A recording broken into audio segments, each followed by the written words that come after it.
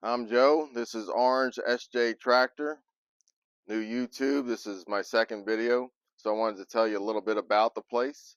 This is a 22-acre farm homestead. We raised extra cows for such a small acreage. We picked a small breed of cow. Um, First generation, a lot of stuff to buy. To start a homestead, you don't have to buy it all at once, but it's a lot of stuff.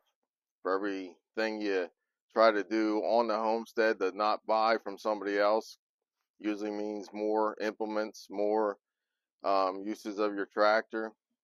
A lot of the stuff we buy auctions. So I'm going to walk you around real quick on some of the projects we have from stuff we bought from auctions. Because the stuff is so cheap at auction, there's usually something wrong with it that you have to fix, but luckily that's my line of work that I do for a normal job.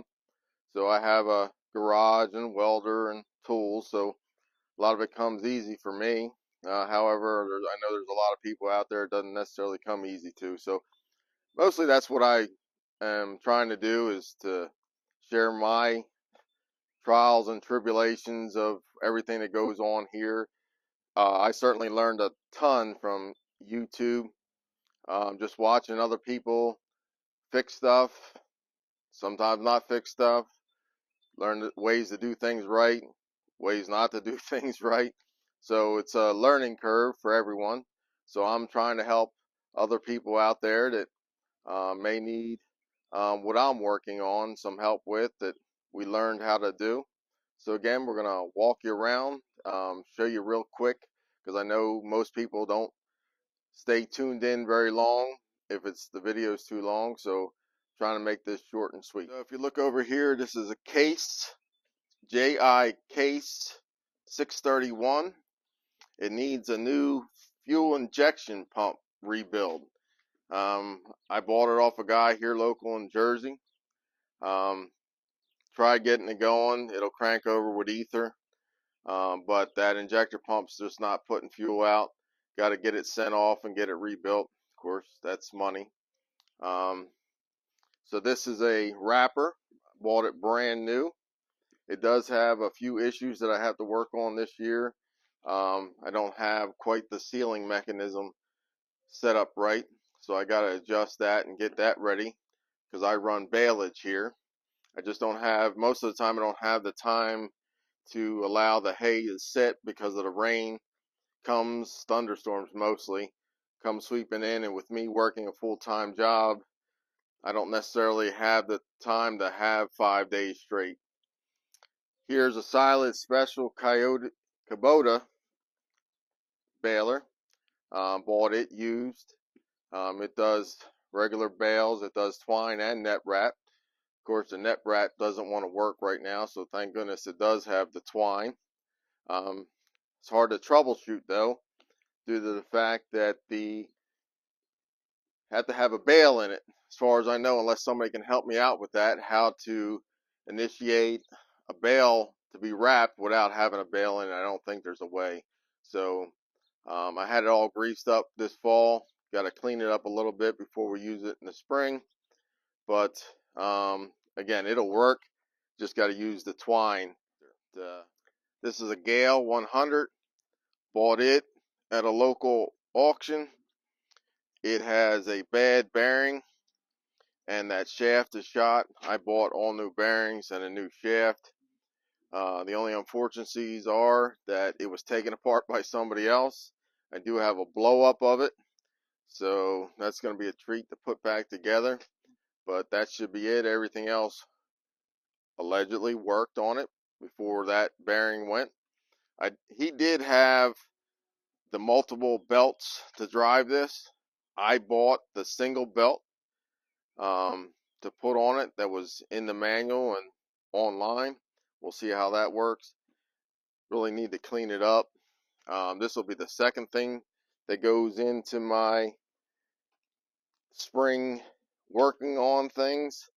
First thing is that disc on the back of my tractor. It's got one bad bearing. I already purchased it. Reason I haven't done it yet, I had to use that tractor and that disc to block the hole that tree that fell made. Once that's repaired, get the disc back inside, put that bearing back on, and have it ready for spring the disc up so I can plant some sorghum. Of course, I do not have my seed planter up here at this part of the farm. It's down at the other end, under a tarp. That should be ready to go. I don't believe I have anything to do on it. Dump wagon. So these cows love to make holes in my ground, and holes means no grass. So it's hard to run one bucket at a time from the dirt pile out to the holes. So again, bought this online for $300. The only thing wrong with it is the old pump on the front no longer works, so I have to convert the cylinder over to hook up to my tractor, and we'll have that up and going. Another project is the back axle on this trailer. The weld's broke. I got to bring it into the garage, flip it over, get that welded. Up here is a running chute that I bought, again, on auction, for $400. Problem is I need to cut it down in half. I bought it for the back gate and the alleyway.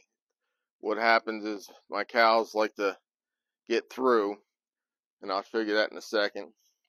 Also bought a head chute. Again, because my cows have horns on it, the head chute I have that I bought from Tractor Supply is more designed for cows that don't have horns. They can get their heads through it a lot easier. Over here, a spreader I bought, paid $250 for that. Works great. Just got to get the PTO shaft for it. Not that there's anything to fix on this, but there's a snow blower I bought for $700. Of course, we live up north, but we don't get that much snow. But ever since I got it, we haven't gotten any.